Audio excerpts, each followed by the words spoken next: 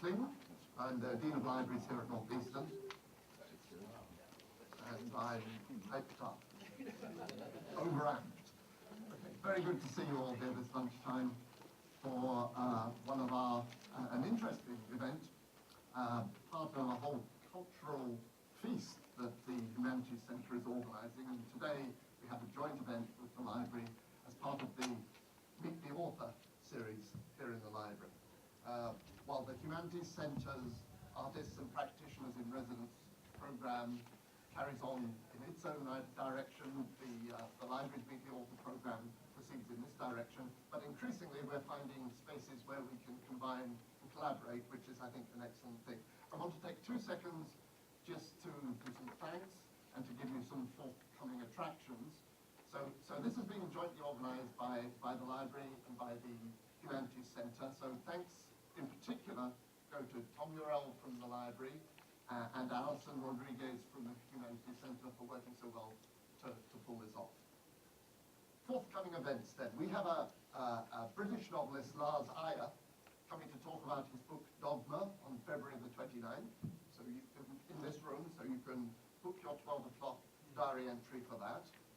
And then if you haven't noticed, we have a fascinating exhibit on the second floor of the library, which is also supplemented by some other components to the exhibit elsewhere on campus in the International Village and the 360 Gallery. Places and Spaces, which is all about mapping science, and the collaborative and interdisciplinary aspects associated with that discipline. As part of that whole program, and the exhibit runs for 2 months, we have the photographer Felice Frankel coming from MIT to talk about her new book, Visual Strategies, A Practical Guide to Graphics for Scientists and Engineers. I assure you it is a lot less dry than its title sounds, that presentation. That's on March the 21st. And our next collaboration with the Humanities Centre Artists and Practitioners in Residence programme features marine toxicologist Susan Shaw on March the 28th, again in this room at 12 o'clock. And she'll be talking about the aftermath of the Gulf oil spill, a marine toxicologist perspective. So truly fascinating interdisciplinary stuff going on here. But that's enough from me. I'm now going to ask our good friend, Dean of the College of Social Sciences and Humanities, George Van der Wiel, to introduce our speaker today. Thank you, Will, and it's a pleasure to be in the library, which is what I like to call the laboratory for the humanities, and as absolutely essential as any other facilities where deep circuitry of various kinds is going on. It is a terrific pleasure to introduce Gioia, who has been the artist and resident in our practitioners this past week, and has offered a tremendous variety of opportunities to interact with the public in various ways. I will only mention this evening he will be reading in 351 Showman at 7 p.m. from his latest book of poetry, Pity Beautiful, which is his 4th collection of poetry, the others being Daily Horoscope of 1986, The Gods of Winter of 1991, and Interrogations at Noon in 2002, which won the American Book Award that year. At the same time that Gioia won the American Book Award, he was appointed chairman of the National Endowment for the Arts at a time when that agency was under serious stress and in danger. And I think there's no exaggeration to say that we are all deeply indebted to Dana for his work in keeping that agency not only alive, but vibrant and moving it forward in a number of different ways, including several very important national initiatives which he pursued, including the Big Read, which was the largest program in the agency's history, where books were read throughout the United States. Discussed the Poetry Out Loud series, which still continues its most active practice here in Massachusetts. Operation Homecoming,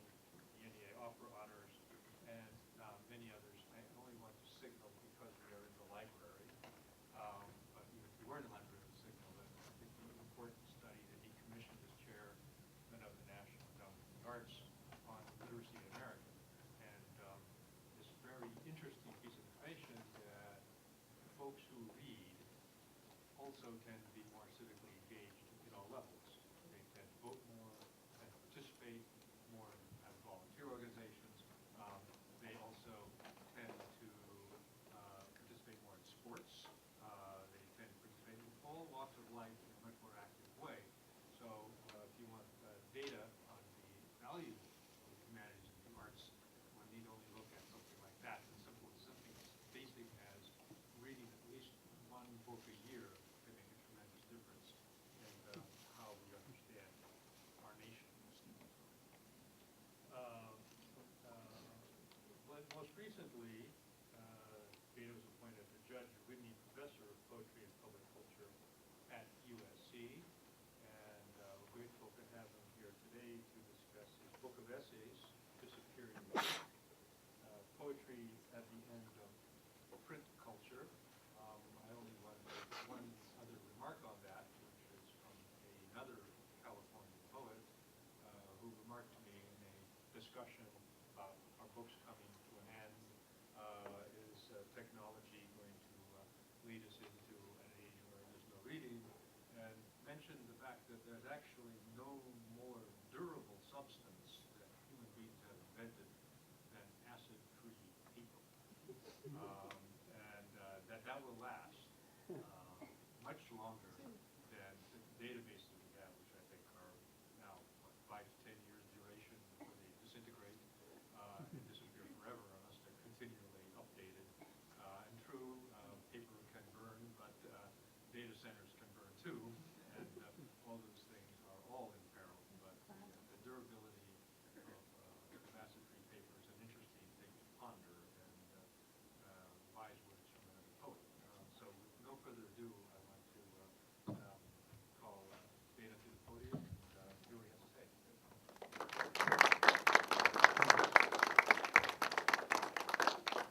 I think a room this small, I could just talk, without the electronic, mediation. I have this on, which I guess gives you with the camera. But you're going to have to work for your money because I'm going to be pacing back and forth, back and forth. Good afternoon. It is a pleasure to be talking in a library, which is a building I feel much more at home in than the U.S. Capitol, where I spent so many years. Sort of, how would I say, toiling as a foot soldier in the culture wars. I want to talk about a couple of interrelated subjects today. And I'm going to start actually with poetry, but I'm going to move broader into literacy, to reading, and to the novel. But it was actually poetry which first got me thinking about this subject in a serious way. We live in a moment of cultural history at present, and everybody in the room knows this. I'm not going to tell you anything you don't know, which there seems to be a paradigm shift underway. I do not believe, in fact, I am quite certain that this paradigm shift is not well understood. It is very badly explained in both the popular press and in the academic press. And no one's quite sure how it's going to end, but I do think that certain things are already apparent about it that are not fully appreciated. Now, the first thing I'm going to ask you to do is actually to try to adopt a thinking practice that is different from the way we are hardwired. People aren't computers, which are binary systems, but most people's thinking is binary. It's either going to be all books or no books. It's all, everything's going to be on the computer or there's not. The most important thing that you can understand right now is that we are not entering some kind of binary culture where everything stops at this and everything starts from that. That is the cliche, that is the kind of false reasoning that is ubiquitous in the popular press and surprisingly common even in the academic press. Now let me start off. I wrote an essay about 10 years ago called Poetry at the End of Print Culture. It came out of a series of lectures that I gave in Europe and the United States. And what I was trying to figure out is that what was happening in poetry. These things were happening in poetry which were counterintuitive. Now, let me go back to 35 years ago when I was a graduate student at Harvard in literature. And there was a unanimity among my professors at Harvard at that point of what the future of poetry was. One, poetry would never be popular again. That was a kind of historical phenomenon, and different people gave it, since there was no television, the peasants had to listen to poetry, But the peasants, they are peasants, and they aren't smart like us Ivy League professors, okay? Which led to the second thing, which is that poetry would be, because it was no longer popular, because it was now an elite art, would become ever more difficult and modernist and self-referential. It's this the notion of the perpetual avant-garde. Now, I was in business many years because I had to pay for the habit of writing poetry. Suffer for my sins. As a Catholic, I recognize. And I worked it the day, and I wrote at night. And we always had to, to project our sales. We had to project our revenue. We had to project market trends. And what would happen is that if the last 3 years had a plus 3% or a minus 3%, the statisticians would go through all these models, and they would, very expensive things, and they would say the next 5 years will be plus 3%. They would simply straight line what had happened, And, we had $1 million systems, but, it was basically, we just project straight out. And the perpetual avant-garde believes that, the arts are a straight line phenomenon. But we know that in every aspect of natural, history, political history, cultural history, things move dialectically. Go to one side, and those forces go back. I mean, Hegel and Marx had a better sense of how social trends, how political trends, how cultural trends operate. And the one thing you can be sure of, it's like you look at the stock market, is it's not going to do what it did last year. It's going to surprise you.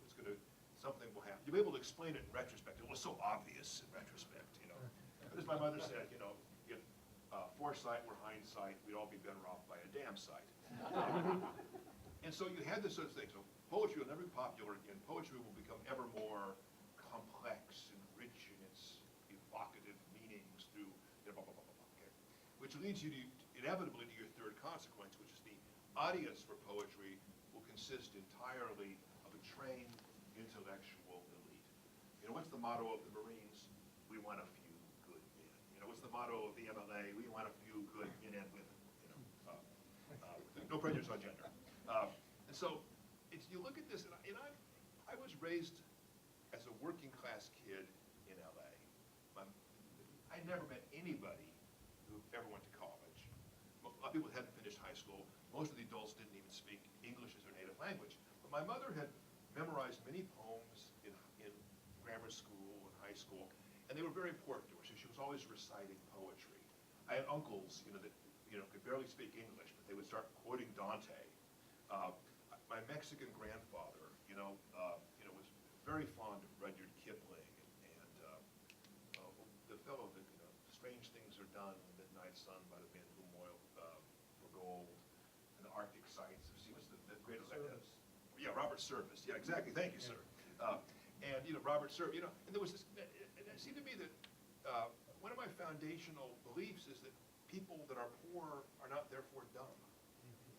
Intelligence is spread equally across the human race, across classes, across races, across nations.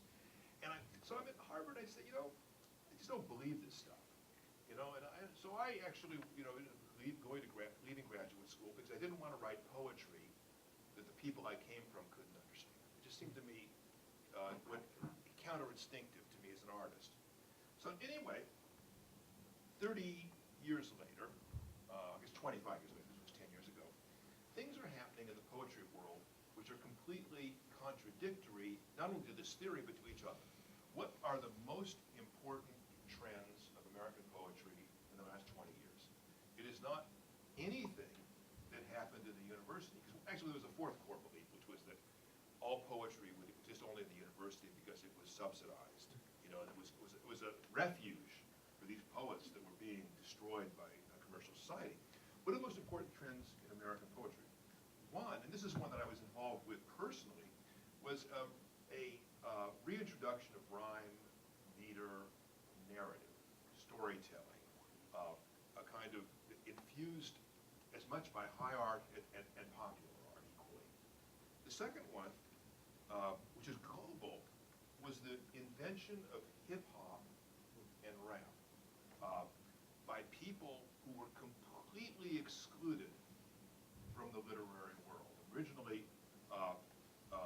African-American males in the South Bronx, but within 10 years, they were rapping in Helsinki and Uttar, Pradesh and everywhere else. 3, a very weird phenomenon. People in Boston don't know about it. Cowboy poetry. There are 400 festivals across the West which pack people in which, for the most part, honest-to-God cowboys, truck drivers come up and recite the poetry that they've either written or that they've been passed on as a part of an oral tradition. And then the fourth thing, which began at a place called, I think, the Green Mill Tavern in Chicago, and also immediately went, viral, poetry slams, which now in academics we have to refer to as spoken word poetry. But the fact is that rap, hip-hop, all these things are spoken word poetry. But, so suddenly you have a bunch of drunks in a bar competing on poems. Now, the interesting thing about all of these things is, do we have a precedent for them in our society? Because, basically, I just got a book that said something about me. The 5 or 6 other books that said it. The only establishment critic who is noticed and recognized hip-hop as a serious literary phenomenon is Dana Gioia. And which is not a bad distinction to have. I'm the most unlikely person in some ways to have done it, but you kind of try to pay attention to what's really out there. So I'm trying to say, well, why do these things exist? And what they have in common is that all of them, in some ways, appeal to the ear more than the eye. What we've had in our time is a shift. Now, once again, do not be sort of binary about it. It's not like it was all red, now it's all spoken. No. Think of it in terms of global warming. If the average temperature of the world increases 3 degrees, there's not going to, 3 degrees, okay, maybe I'll turn the air conditioning off a little more or whatever. But what that does is change every ecological niche in the world. Some of them catastrophically, some of them minorly, but it has all of these consequences, which are, what we've seen is a shift in our literary world. Now I'm going to extrapolate this beyond poetry in about another 10 minutes. Now think of this. If you've got on one end Homer, who actually I saw in a TV movie last night about 11 o'clock when I turned the TV on. He was writing with a pen quill, which was sort of odd. But Homer, who was certainly illiterate. Now, illiterate doesn't mean stupid. Illiterate doesn't mean unsophisticated. It means he did not have the technology of the phonetic alphabet and writing thing. But he was an immensely sophisticated poet. He composed in a way which was not understood by critics until about 100 years ago, when they began to find oral bards in Yugoslavia that could compose epic poems on the spot. He is an improvisational poet, which doesn't mean you make everything up, but you kind of come in, I'm going to tell you the story of Odysseus, I kind of know the tune, and if you're paying attention, I'll make it a little longer, more guys, I'll make it a little racier, more girls, I'll make it a little bit more respectable. You adjust to the performative circumstances. And he is composed entirely without paper. Then if you put on this end, let's say a concrete poet, who has a poem in the shape of a cat, or something like that, you can't pronounce it aloud, but you see it as an expressive shape on the page. If you think about this, where is the center of poetry, which is what would be the average, sort of the median of it? If it was here with T.S. Eliot, who was raised in print culture, where literature was produced, distributed, critiqued, and eventually conserved as ink on paper, unfortunately then not acid-free for the most part. And so any reputation, everything was going on in silent print. We've moved probably, let's put, just for the convenience of the audience, let's put Eliot here. We probably moved 2 steps closer to Homer, in terms of the medium, which is to say, the average American poet now publishes, what is the most common form of publication for an American poet today? The poetry reading. It is the oral performance of poetry. Who is the single most important person in American poetry in terms of creating audience?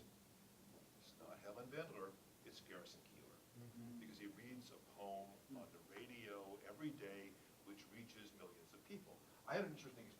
My kid's sister, who's the only jock in my parents, I feel so sorry for them. They slaved, both my parents worked, they were broke all the time. Our cars were 20 years old. They never had anything they gave, they put to their kids' education. So what do they get to show for it? A poet, a jazz musician, a rap DJ, and then my sister, who's a Navy commander. So she's the only one. And my dad didn't even get athletes. None of us did sports except for my sister, And so she was she's 21 years younger than me. She was on an aircraft carrier in the Indian Ocean. And she's kind of oblivious.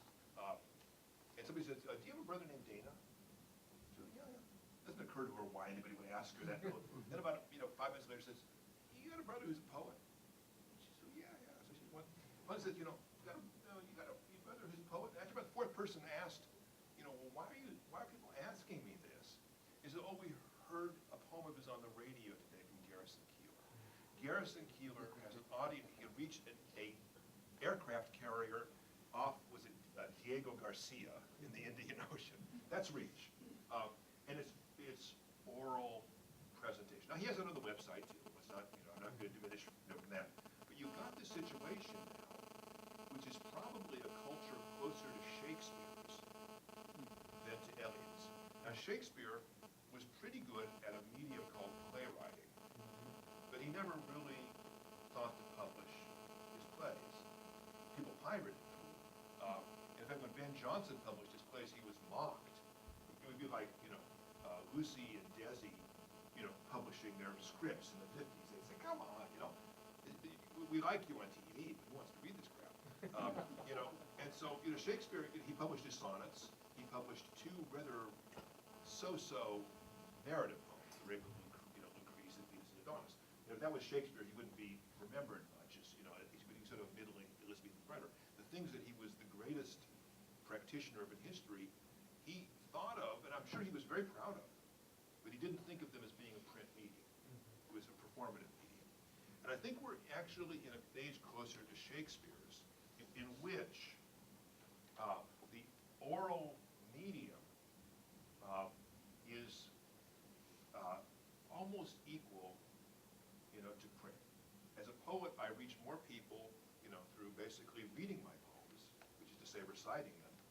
And then they go into the books, and then they have a separate life. So I think a poet today has to be concerned with both the print and the auditory forms of publication. Now, but it's even more interesting than that, because we have seen in our lifetime the reinvention of oral poetry. And the interesting thing is Homer is still alive, or I guess it's not, who's the first poet? Thespis was the first dramatist. I guess Orpheus. Orpheus is still alive. His name is Coolherc. He's a Jamaican, and he lives in the South Bronx. And we can actually interview, and I saw, a friend of mine did a film on this, and they're driving with him through the South Bronx, just looking at still these scenes of urban desolation, which was the productive cultural fields that created this now international art form, which is the largest category of recorded sound in the world. And Coolherc, he said something that was wonderful. He got a really strange accent, because it's kind of like Jamaica via the South Bronx. I can't imitate it.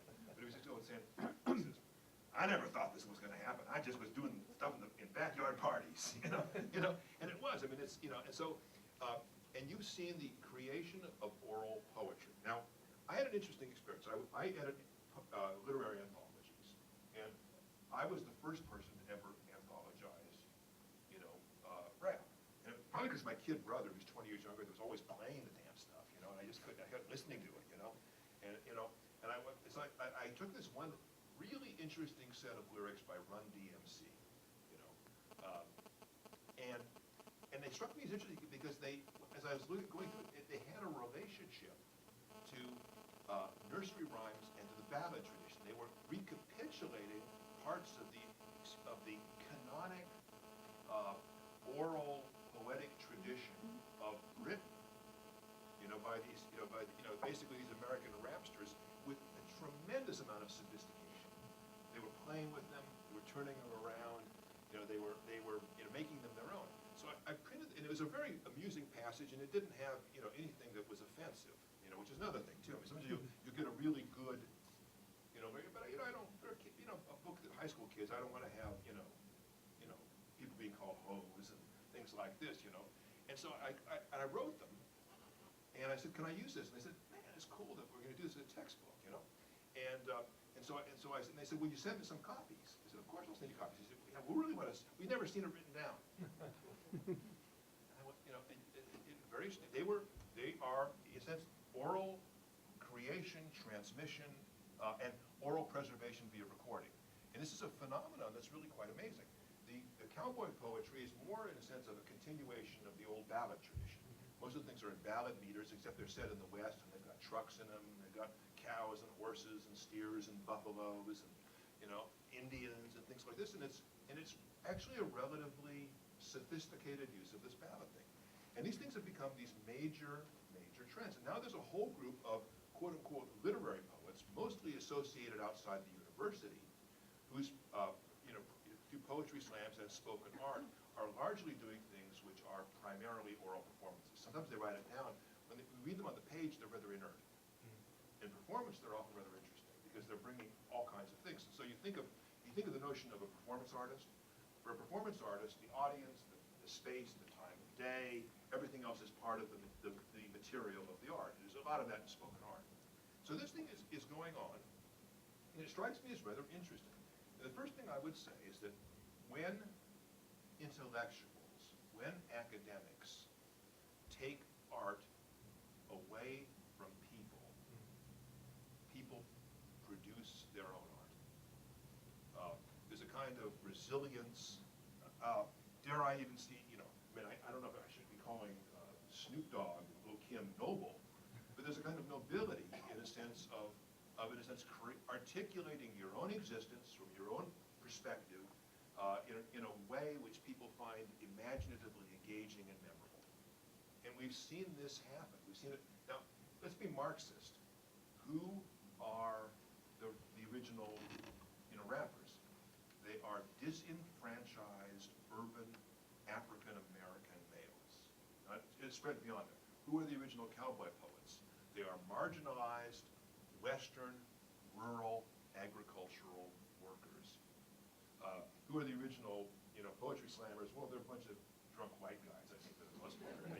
They're probably not gainfully employed, the next morning. But you have these are people who are outside, not even simply the cultural system, they're outside of the economic system in some ways. And they have, in a sense, created their own culture. They have found, you think of, so why do we need a poetry? I did a talk with Sven Bergertz the other day, and he had a wonderful quotation from Emerson that he had written an essay. He didn't want to talk about it, which was a shame because I was hoping he'd talk about it, which was, it seems the world is always waiting for the poem. And I think, and the way I interpret that, which is that every one of us goes through our life, and we're leading a life that nobody has ever really lived quite the same before. We're experiencing things in ways, even if they touch on the experience of the whole race, they're rather unique to our time and our place, and maybe they only subjectively so.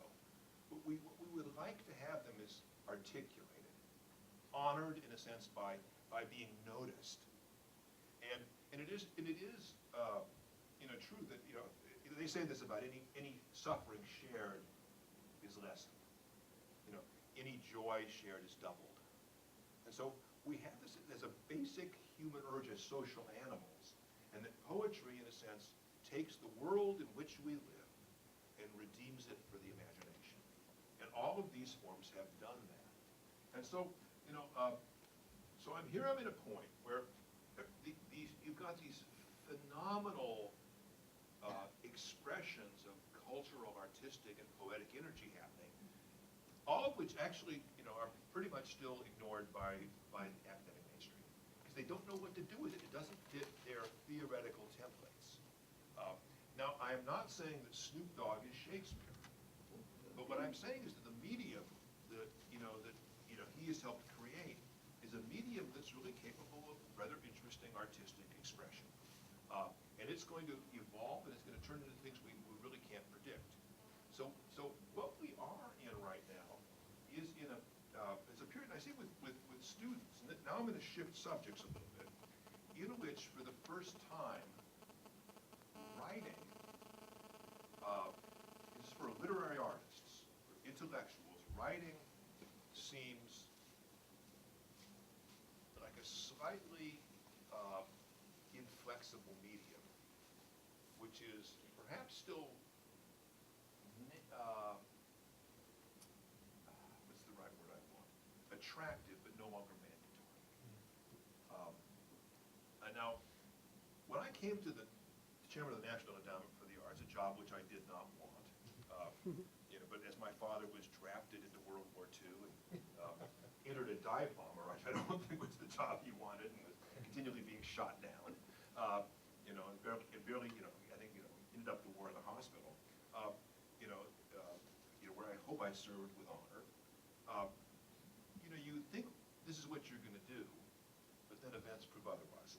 I'd been there about a few weeks when we were doing a survey that we do every 10 years about American arts participation. And I looked at the questions, and the questions were good questions, and we had 20-some years of data on them. But I said, I want to go more in depth with these, because I had used, actually, as a critic, writing this material in our last study, and there was just obvious things about reading, about literature, about literary artists they weren't asking. So we took that section and we increased the questionnaires, and then I also found a little bit of money so we could increase the sample size. Because we were doing already the largest survey of this kind probably in the world, and I made it a little larger, a little more exact.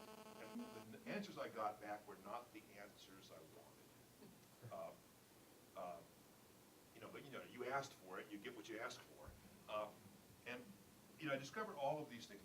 So we're measuring, we had a survey large enough that we could measure every significant population in the United States about their arts participation, their civic participation, their personal pastimes.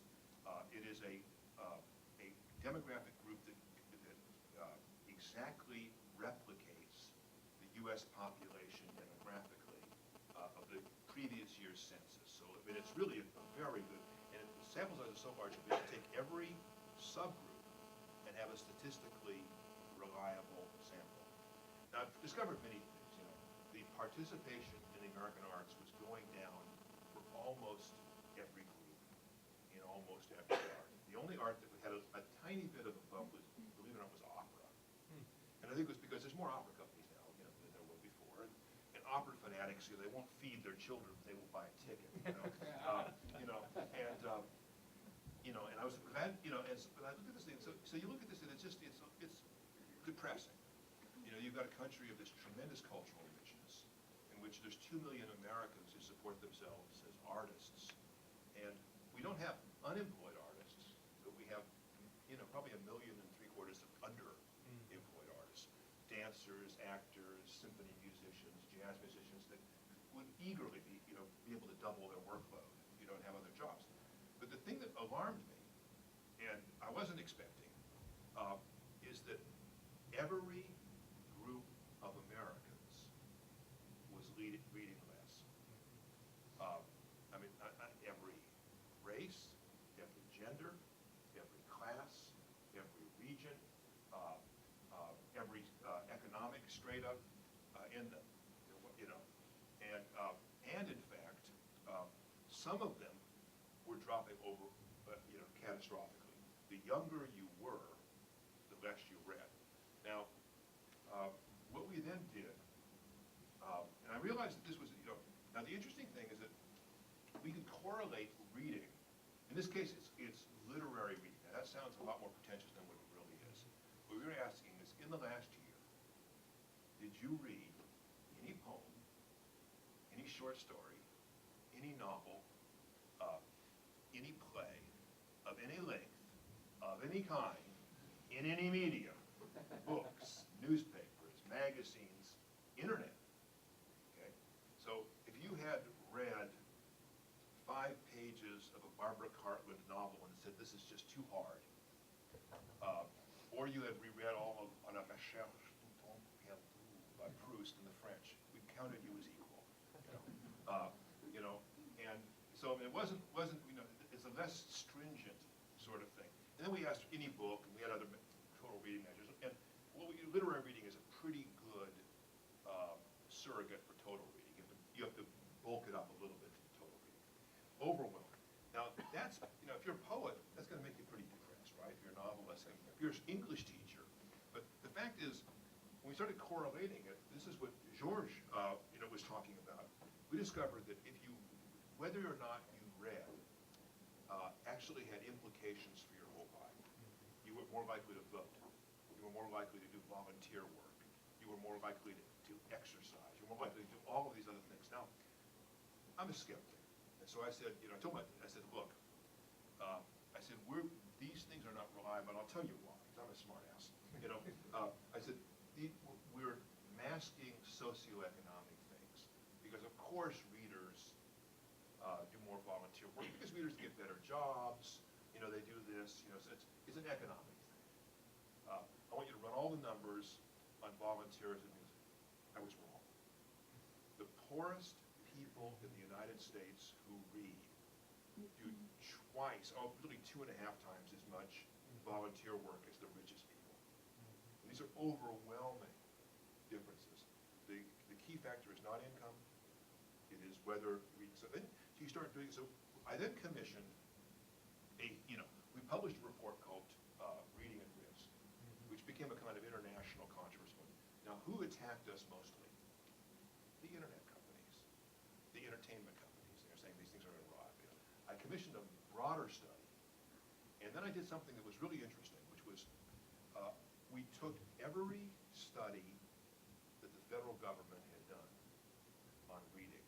We had them from the Department of Education, Bureau of Labor Statistics, Bureau of Prisons, Department of Defense, you know, Department of Commerce. We had all these things. They were all measuring different things, but they had reading. Now, have any of you ever tried to reconcile 2 databases? You know, I mean, it just doesn't work. It's one of life's frustrations. You know, they don't know. The scary thing about this, we had 47 studies done by different federal agencies or commissioned by the federal government for universities to do, all of which were statistically reliable. Every one of them said the same thing.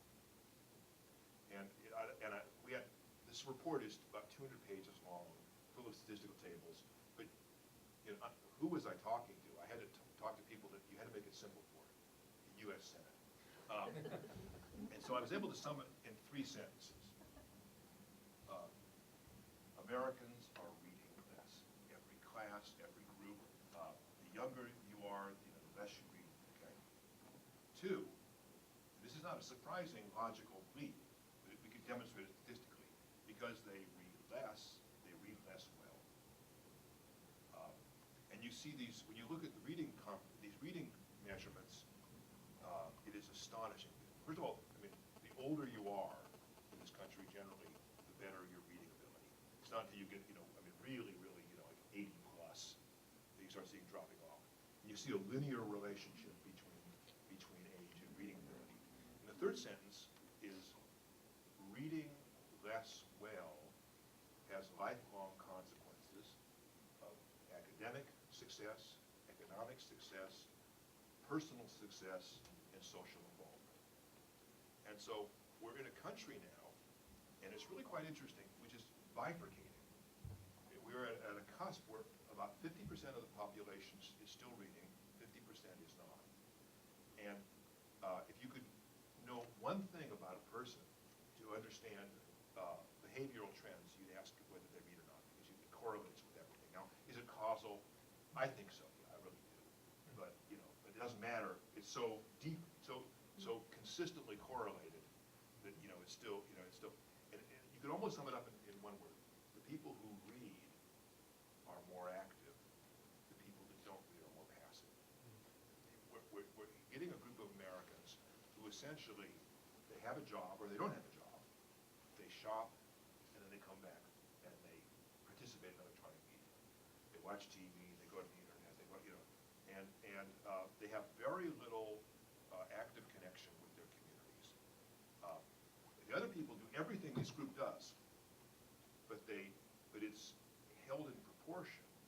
They read, they tend to be more involved in civic organizations, voting, volunteerism, they tend to exercise, readers attend more sports events as well as participate in sport. You wouldn't think, I was raised, maybe because I was working class, sort of Italian Mexican, think of reading as passive. It isn't. Reading is active. And you could even, now there's even physiological studies that you burn more calories, when you're reading. Not as much as doing, exercise, don't get me wrong. But it is, there's a kind of slightly higher metabolic rate of doing that than watching television or whatever. And we see this, and you see the rates of literacy dropping. Only 31%. By the way, if you want some more pizza, eat pizza. I'm Italian. I want to see people eat. Get seconds. Don't be shy about it. I won't be insulted in the least. Only 31% of current college graduates read at proficiency levels. That's what we used to think of as about maybe a junior, senior high school level. And if you look at this thing, if you do not read, at above a basic level, you have at least a 50% chance of being permanently unemployed. There aren't positions in our society for people who don't do this. What are the number one problems that employers complain about if you can't read, can't write? If you go into a prison, only about, the numbers are a little bit fuzzy, but around 3% of people in a prison read at proficiency level. It's related. We also are in a country right now where 1 out of 3 kids drops out of high school. Those kids, some of them will go back and do a GED, but those kids will not only have lower socioeconomic success, they will live statistically 6 to 7 years less. So it's a public health issue. So anyway, so we're in this sort of thing, and finally, and I'm going to bring it back to literature, then I'll take any questions you have. There does seem to be something that happens when you read. Everything that the poets and the rabbis and the priests have been telling us is sort of true. That reading creates a kind of inner illumination that is transformational in lives. Now, why do I say such medieval nonsense? Next I'm going to be talking about the Kabbalah, right? Like Madonna. And this is what I think goes on. Now think of reading a novel.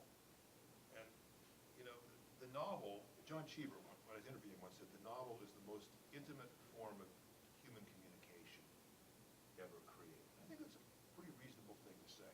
As you're thinking a novel, what are you reading? You are engaging in a sustained meditation about another person's existence, or maybe multiple people's existence, in the dailiness of their lives.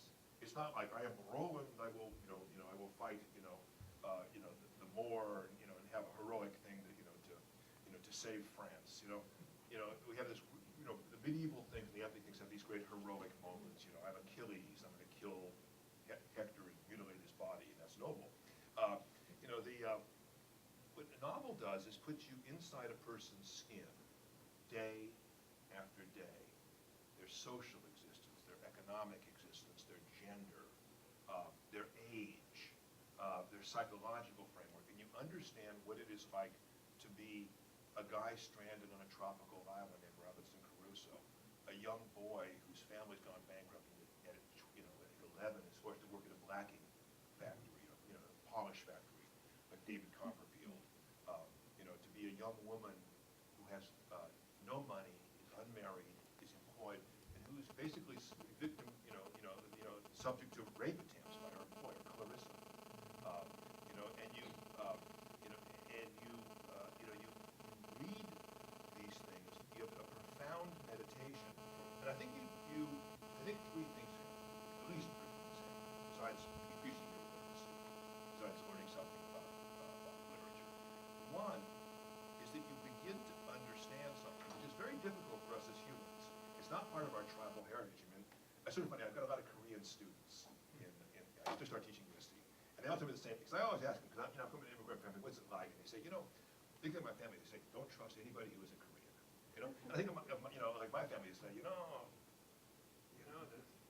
Sicilian, you don't want to trust the Neapolitans. They're not to be trusted. The Bruzi, oh my God, they can barely trust the people of the next village. And it's very tribal, and it breaks through that, and we begin to understand that other people have lives, inner and outer, as complex and rich as our own, different in some ways, but very similar in some ways. We can have an appreciation of otherness.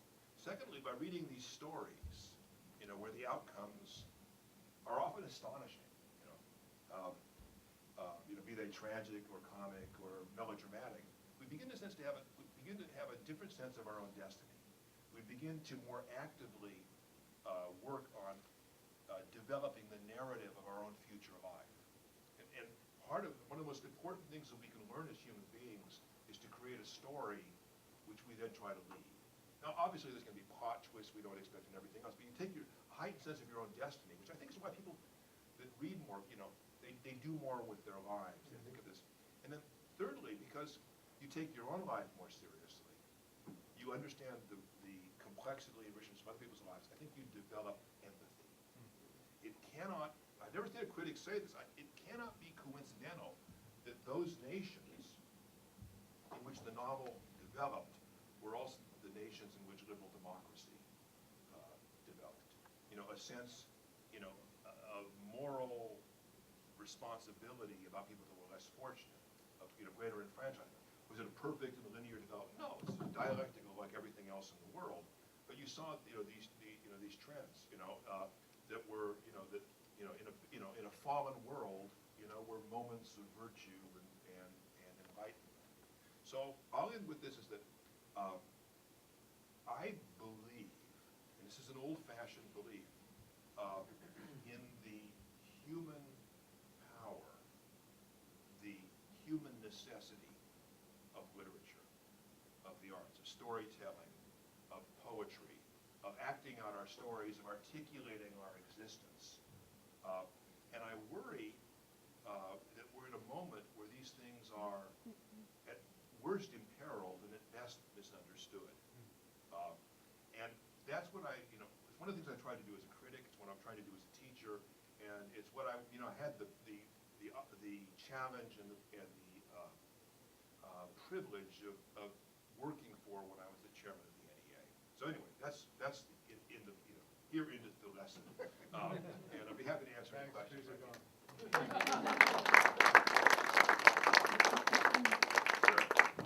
Well, I would say that so much valuable information has been packed into such a short time. I'm almost tempted to ask how many articles one has to read or to have a hot fudge sundae, but I'm not going to ask that, given the political election. But I am going to ask something serious. We're in an age, clearly, of technological growth that's so overwhelming it seems like a revolution in itself. And yet you're speaking of the importance of oral literature, its growth. I'd like you to say something about, if it exists, your sense that growth in oral orientation is somewhat an outgrowth of the technological orientation. Absolutely. Popular music would not exist in its current form without technological media. I mean, to give you an example, the growth of jazz, the growth of blues as international art forms were highly dependent on recordings. I mean, it's really interesting. In the formation of a lot of jazz musicians, they'll say, I got this record, think these are 78s, I would slow it down to 16, and I would learn to play the solos. And so, I mean, Charlie Parker, learned, in a sense, assimilated the jazz tradition, and that's why you see these people in places that were outside of the, things of hip-hop, rap, becomes international within a decade. It's technological. I mean, obviously these people toured, but you have this. Part of the oral media of performative poetry is on the internet. I mean, the thing is that I think generally the internet is described as if it is a print medium. It's YouTube. I mean, these are the things, it is becoming, about 15 years ago, I said, my prediction is that with each passing year, the internet will look more like television and less like a book. And I think that's proven true. Now, these are powerful media, media. It's interesting. People are always saying, "Oh, I watched you on the computer." I said, "Well, because people are always taping me saying irresponsible things. And, they're all over the internet. But I do think it's fundamental. I mean, I'll give you an interesting statistic. People listen to more radio today than they did in the golden age of radio. But they listen to it in different ways. They listen, first of all the stuff that used to be on the radio is narrowed down to two things, music and talk. And they listen to it in their cars, and they listen to it in their workplace when they, when they're, just doing usually if you go to a sandwich shop, the radio is always playing and things like that. And so there's all kinds of things. I mean, would Rush Limbaugh have prospered in print? I don't think so. I mean, it's these kind of things would, so you've got, and Garrison Keillor has understood this. He's taken, in a funny way, by creating a quasi-nostalgic variety show of the 30s and 40s variety, he's stuck in a lot of really interesting literary stuff. His satires, I think, are really quite brilliant. I reprinted one of, was a version of The Prodigal Son that takes place in Minnesota, and it was really quite funny. It was a little skit, I put it in anthology, and it was really quite brilliant, but it was something that works, that I think you could only have created the seminal, qualities of in terms of radio. But the internet is so ubiquitous and so powerful that it's transforming all kinds of genres. Someone is actually making a movie at home of mine, as part of a kind of pay streaming thing. I didn't even pay for it. I don't know. But that would have been unlikely under different technology. Yes. So reading correlates with all these things like civic engagement and participation in other arts and whatnot, and reading is on the decline. What do we do about that? Well, what we did at the NEA was create this program called Reading, called The Big Read. And see, probably the people in this room, I think we probably share something that's rather weird. And it is this. We probably read things that we don't know anybody else reading because we're interested in it. I mean, I always dread the moment in an interview they'll say, "What are you reading?" And I'll say, "Well, I just finished a Georges Bernard novel, this Under the Sun of Satan, a novel written in the 30s in France." And I go, "What?" Because they want to know what new book are you reading, and I'm always reading old books. I'm reading foreign books, but most people read books because other people are talking about them. And I'll give you one of the most interesting phenomenon culturally is Oprah Winfrey got Anna Karenina on the bestseller list. I mean, if that isn't, and what is she talked about it? She said, "We're going to make this. It's going to be something you do." And I continue to believe that a huge percentage of Americans, 25, 30%, are still full participants in the American, tradition of self-improvement, of broadening, of deepening, of doing this. And if you give them an occasion to do that, which is social, they will do it. So what we did with The Big Read is and Erica Koss, who's now at Northeastern, was one of the people that was really one of the key people in the program. We took these things where a community would read one book together. We created radio programs, TV programs, classroom materials, the kind of thing that no community could develop on their own. But we did it on a level that could compete with the electronic media, compete with the professional media. And for a month, they would create a festival around these books. And it was example, if you're doing, Jack London's Call of the Wild, we began with a dog parade. Gatsby, an antique car rally, anything that would get the mayor out announcing it and would get on TV. For Hemingway, we got local liquor stores to display Hemingway's liquor. Anything, so anywhere you went in the town, Sora Neil Hirschman's or as we're watching God, they would rebuild the storefront as the entrance to the library, and we do these things, and we would have about 100 events in 30 days, and they would range from biographers and critics talking to cooking classes, and for Amy Tan's Gioia Club in Sacramento, we had every ethnic group in Sacramento come and do a presentation how they came to be there. How did Armenians end up in Sacramento? How did the Cambodian hill people end up in Sacramento? And it was, you got all these kinds of things, and what happened? And then you'd have taught, you'd have book clubs do it, you'd have church club, book clubs do it, you'd have high schools do it, sometimes you'd get colleges to assign it, and it would be something that people had in common. So you had one of two, at the end of the month, you had one of two results. You read the book, or you felt guilty you didn't. And I think guilt is good. I think people should feel guilty for not reading.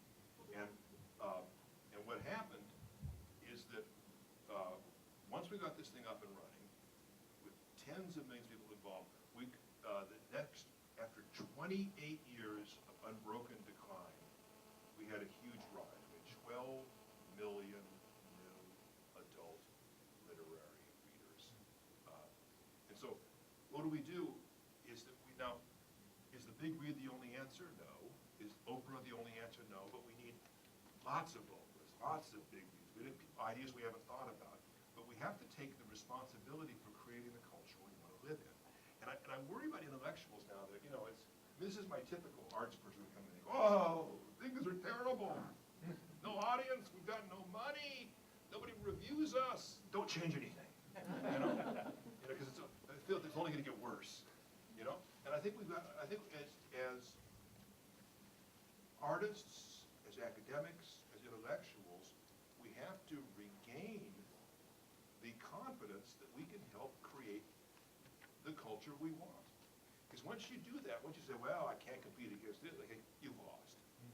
And so I think there's a pervasive defeatism, especially among literary intellectuals. I mean, the interesting thing to me, and I'm starting to talk so much, but that's why I'm here, I guess. I would go to an elite university, and I would talk about this problem, and all the English professors said, you're so right, it's just like that, and nothing you can do about it, and I'm going to go back and, finish my 4th book on Chaucer. And I saw a complete lack of what I would think of, let me call it social responsibility among the so-called intellectual academic leaders. I would go to an inner city high school teacher, I would go to a big city librarian, and they'd say, yes, what can we do? I'd go to a mayor, and he'd say, I want a town in which people read. So the weird thing is that the ordinary citizen cared about these things, but our intellectual leaders, and I think the reason is it's not going to get me a raise at Harvard to do this yet. And why should I do it? Well, because we believe in democracy.